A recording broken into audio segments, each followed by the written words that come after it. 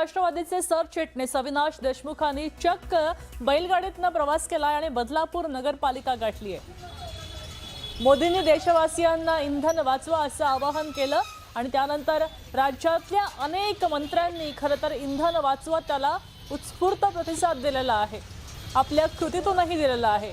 यावेळी बदलापूरमध्ये राष्ट्रवादीचे सरचिटणीस अविनाश देशमुखांनी चक्क बैलगाडीवरून प्रवास केल्याचं पाहायला मिळतंय। तर पालिकेतले नगराध्यक्ष, सभापती आणि इतर नगरसेवकांनी सायकलवरून इलेक्ट्रिक कारमधनं प्रवास करावा यासाठी निवेदन देण्यासाठी ते पालिकेत बैलगाडीवरून आले होते।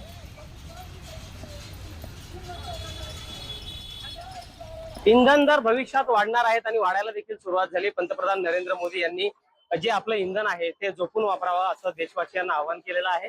मात्र त्याच्या निषेधार्थ आपण पाहू शकतो की राष्ट्रवादी शरदचंद्र पवार गटाच्या नेत्यांनी अशा प्रकारे बैलगाडीवर आता पालिका गाठण्याचा निर्णय घेतलाय आणि बैलगाडीवर सध्या आहेत। आपण त्यांच्याशी बोलण्याचा प्रयत्न करूयात। सर, काय काय काय नक्की कारण आहे? बैलगाडीवर तुम्ही आलेला आहात, काय नक्की हे आंदोलन आहे? मोदी साहेबांनी जेव्हा जेव्हा या देशाला सूचना केल्या, रात्री यायचं, नोटबंदी केली, टाळ्या वाजवल्या, शिट्या वाजवल्या, घरात अंधार केला, नेहमी जनतेने का सहन करावं? तुमच्या अर्थव्यवस्थेचा फुगा फुटलेला आहे। आता काही दिवसांनी मोदी साहेब म्हणतील कंदमुळं खा, आम्ही कंदमुळं पण खायला तयार आहोत। पण देशाच्या जनतेची खोटं बोलणं, अंधारात ठेवणं मोदी साहेबांनी बंद करावं। आदरणीय शरदचंद्र पवार साहेबांनी सांगितलं आहे, अर्थतज्ञ जे आहेत देशातला त्यांना सोबत घ्या आणि देशाच्या अर्थव्यवस्थेच्या बाबतीत जे सध्या संकट आलेलं आहे त्याच्यावरती चर्चा करा। पण मोदी साहेब हुकुमशहा झालेले आहेत। मोदी साहेब उद्या म्हणतील की तुम्ही कपडे घालू नका, पण ही वेळ देशावर येईल का? हा गंभीर प्रश्न आहे। मोदी साहेबांनी हुकुमशहा सोडून देशाच्या जनतेची चांगलं वागावं, जेणेकरून युद्धजन्य परिस्थितीमध्ये जे काही समस्या तयार झालेल्या आहेत त्या जनता सहन करायला तयार आहेत। पण अशा प्रकारच्या अटी लादू नका, तेल खाऊ नका, तुम्ही सोनं घेऊ नका, या अटी चालणार नाही आहेत। लग्न सराईचे दिवस आहेत। मुंबईमध्ये वडापाववरती लोक जीवन जगतात, वडापाव तेलात तरतात की पाण्यात तरतात हा प्रश्न मला तयार झालेला आहे। म्हणून आज आम्ही नगरपालिकेला, जिथं बीजेपीची सत्ता आहे, त्यांना सांगतोय की तुम्ही मोदी साहेबांच्या सूचनेचं मार्गदर्शन करा, सूचना अंमलात आणा। नगरसेवक जेवढे असतील पब्लिक ट्रान्सपोर्ट वापरा, सायकल वापरा, यासाठी त्यांना मी निवेदन केलं। आज बैलगाडीतून निघालोय। केंद्रीय मंत्री नितीन गडकरींनी सुद्धा पालखी मार्गाची पाहणी केली। संत ज्ञानेश्वर महाराज यांच्या पालखी मार्गाची गडकरींनी पाहणी केली आणि ही पाहणी करण्यासाठी त्यांनी बसनं प्रवास केला। वाहनांचा ताफा न वापरता गडकरींनी बसचा प्रवास केल्याचं पाहायला मिळतंय।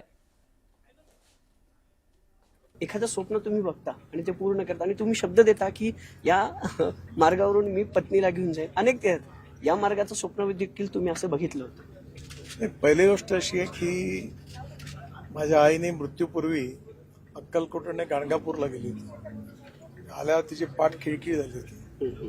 तिने मला असं म्हटलं की हा बघ, किती ज्येष्ठ नागरिक, वयस्कर श्रद्धेपोटी तुळजापूर, गाणगापूर, अक्कलकोट, माहूर सगळ्या ठिकाणी जातात आणि किती हाल होतात त्यांचे।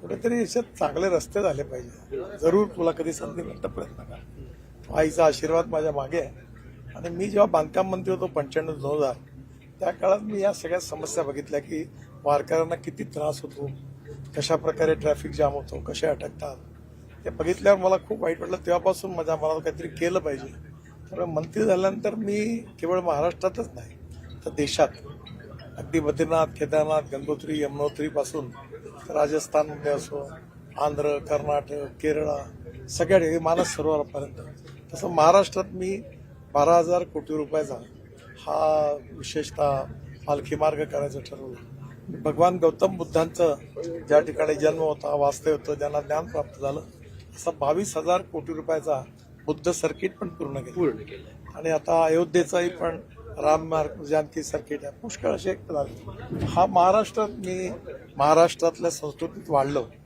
त्यामुळे इथल्या संतांच्या बद्दल आपल्या मनात अति आदर आहे। त्याच्यामध्ये विशेषतः ज्ञानेश्वर महाराज, तुकाराम महाराज आपले दैवत आहेत। त्यांनी महाराष्ट्रातल्या खऱ्या अर्थाने साहित्यिक, सांस्कृतिक क्षेत्रात त्यांचे विचार खूप मोलाचं योगदान आहे। म्हणून या सगळ्या याच्यामध्ये या दोन्ही पालखी मार्गांचा हा रस्ता प्रशस्त होतोय आणि आता हा सुखद होतोय, याचा जनतेलाही आनंद आहे, सगळ्यांना आनंद आहे। पण या प्रकल्पाबद्दल माझ्या मनात मात्र एक वेगळा आनंद आहे. बरं, काय आव्हान कराल सर या पालखी मार्ग पूर्ण झाल्यावर? काय काळजी घ्यायची आहे वारकऱ्यांनी आणि काय संदेश द्याल वारकऱ्यांनी? यातली झाडं जी आहेत ती टिकली पाहिजे, याची स्वच्छता राहिली पाहिजे आणि विशेषतः महाराष्ट्राच्या सगळ्या जनतेला ज्ञानेश्वर महाराज तुकारामाची श्रद्धा आहे आणि विठ्ठल आमचं दैवत आहे, ही श्रद्धा वृद्धिंगत होईल, भक्तीचा आनंद मिळेल, भक्ती सोहळ्याचा.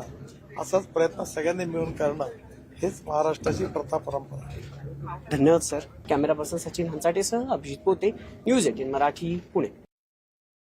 केंद्रीय मंत्री नितीन गडकरी यांच्याकडून आज पालखी मार्गाची पाहणी जी आहे ती करण्यात येत आहे. जवळपास 234 किलोमीटरचा हा पालखी मार्ग, ज्या पालखी मार्गावरून संत ज्ञानेश्वर महाराजांची पालखी मार्गस्थ होते, याच गाडीत नितीन गडकरी आहेत. केंद्रीय मंत्र्यांनी आज ताफा टाळत जी बस आहे त्या बसमधून पुढे जाण्याचा जो आहे तो निर्णय घेतलेला आहे. याच बसमधून गडकरी पूर्ण या पालखी मार्गाची जी आहे ती पाहणी करताना पाहायला मिळत आहेत. खरं तर दिवे घाटातून पलीकडे जो हडपसर ते फलटण पर्यंतचा जो पालखी मार्ग आहे तो आता जवळपास 70 ते 75% काम या पालखी मार्गाचं पूर्ण झालेलं आहे. पण आता ही सगळी जो काम पूर्ण झाले त्याची पाहणी स्वतः केंद्रीय मंत्री नितीन गडकरी खरं तर याचा आढावा घेत आहेत. अधिकारी देखील या गाडीत आहेत आणि फलटण पर्यंतचा जो सगळा मार्ग आहे त्याची पाहणी गडकरी स्वतः करतायत. खरं तर गडकरींच्या ड्रीम प्रोजेक्ट पैकी हा सगळा पालखी मार्ग होता आणि हा जो पहिला टप्पा आहे ज्यामध्ये आज संत ज्ञानेश्वर महाराजांची पालखी ज्या मार्गावरून जाते त्या मार्गाची पाहणी गडकरी करतायत आणि उद्या संत तुकाराम महाराजांची पालखी ज्या मार्गावरून जाते त्याची पाहणी करणार आहेत. स्वतः बसमध्ये अधिकाऱ्यांसोबत प्रवास करत अधिकाऱ्यांना प्रत्येक गोष्ट विचारत नितीन गडकरी हा सगळ्या पालखी मार्गाची पाहणी करतायत. जवळपास 70 ते 75% काम या सगळ्या पालखी मार्गाचं पूर्ण झालंय. 7,000 कोटीपेक्षा अधिकचा खर्च या एका म्हणजे ज्या मार्गावरून माऊली महाराजांची पालखी मार्गस्थ होते त्या एका मार्गाला 234 किलोमीटरचा हा मार्ग आहे आणि पुढच्या 6 महिन्यात हा सगळा पालखी मार्ग पूर्ण होईल असा शब्द नितीन गडकरींनी वारकऱ्यांना दिला. आणि आता त्यांचा जी पाहणी दौरा आहे तो पाहणी दौरा सकाळी 9 वाजल्यापासून या पालखी मार्गाचा स्वतः गडकरी करताना पाहायला मिळत आहेत. कॅमेरा पर्सन सचिन हंचाटेसह अभिजित पोते, न्यूज 18 लोकमत, फलटण. तर शरद पवारांची आज दुपारी एक महत्वाची पत्रकार परिषद होणार आहे. दुपारी 4 वाजता ही पत्रकार परिषद आहे. मोदींच्या इंधनाबद्दलच्या आवाहनावर शरद पवार भाष्य करण्याची शक्यता या पत्रकार परिषदेतून व्यक्त होतीये. कालच शरद पवारांनी मोदींच्या आवाहनावरनं जाहीर पत्र दिलं होतं आणि या पत्रातून काही सवाल उपस्थित केले होते. त्यामुळे आज शरद पवार पुन्हा काय बोलणार आहेत हे पाहणं अत्यंत महत्वाचं आहे.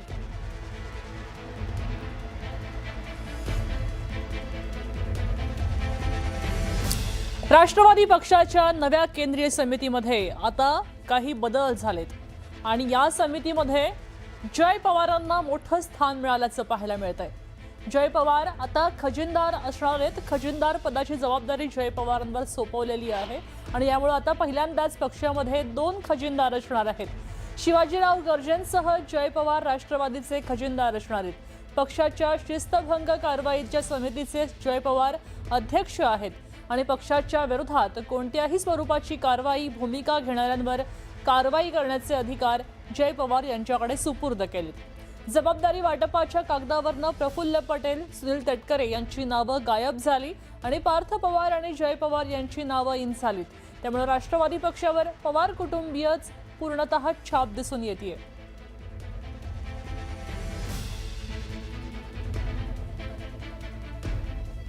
तर मावळचे आमदार सुनील शेळके यांनी आमदार रोहित पवार यांच्यावर जोरदार निशाणा साधलाय. रोहित पवार सातत्यानं चर्चेत राहण्यासाठी बिनबुडाचे आरोप करतायत असा आरोप शेळकेंनी केला. रोहित पवारांनी केव्हापासून ज्योतिषाचा धंदा सुरू केलाय हे माहीत नाही असा टोला लगावत त्यांनी अजित पवारांवरच्या टीकेचाही समाचार घेतला. प्रफुल्ल पटेल, सुनील तटकरे, छगन भुजबळ आणि दिलीप वळसे पाटील यांच्यासारख्या नेत्यांवरही रोहित पवार सातत्यानं आरोप करतायत असं शेळकेंनी म्हटलंय. वारंवार खोटं बोलून ते खरं भासवण्याची रणनीती रोहित पवार वापरतायत अशी जहरी टीका त्यांनी केली.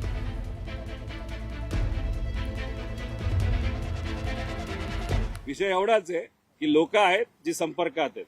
आता तुम्ही मला बघा, विखे पाटील साहेबांना देण्यासाठी कोल्हेंना तिथे MLC बनवलं. आता कोल्हेला तिथे MLC बनवलं असेल तर मग तिथला जो दादांचा पक्षातला आमदार आहे काळे, हे काय यांच्याच पक्षातून उभे राहतील का? मोकळं झालं ना तिथून, त्या ठिकाणी बीजेपीतून ते उभे राहतील. आता तुम्ही इतर ठिकाणी सुद्धा बघितलं तर ऑलरेडी रणनीती, आता तुम्हाला मावळचा आमदार काही ह्या पक्षात राहील असं वाटतं का? तो जाणार आहे भाजपमध्ये. अहो हे सगळं सगळ्यांना माहिती आहे. उगाच आपण पतंग उडवत मी किती प्रेमाचा, मग मिठी मारणं आणि रडून रडून किती वेळा रडणार. रोहित पवारांनी कधीपासून ज्योतिषाचा धंदा सुरू केला आहे आम्हाला माहीत नाही, परंतु मी मागच्या गेले अनेक महिन्यांपासून सातत्यानं सांगत आलो आहे आणि आपण देखील पाहत आला आहे. आदरणीय अजितदादांचं अकालीतपणे जाणं आणि त्यानंतरनं रोहित पवार यांनी बेछूट पद्धतीचे असे आरोप करत राहणं, हे आजपर्यंत त्यांनी जी काय मालिका सुरू ठेवलेली आहे त्यामध्ये प्रफुल्लभाई पटेल असतील, तटकरे साहेब, भुजबळ साहेब, वळसे पाटील साहेब असतील, या सातत्यानं या आमच्या नेत्यांवरती टीका करायची, आरोप करायचे.